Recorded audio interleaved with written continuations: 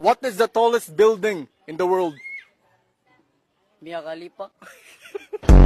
If a person who sells flowers is called a florist, what about a person who sells fish? Selfish.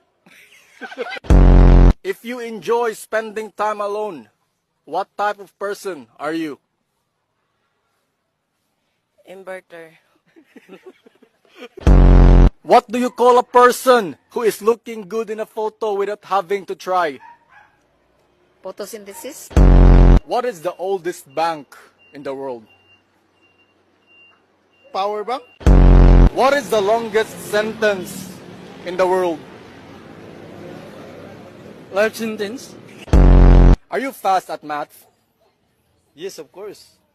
Okay, 40 times 45. 45.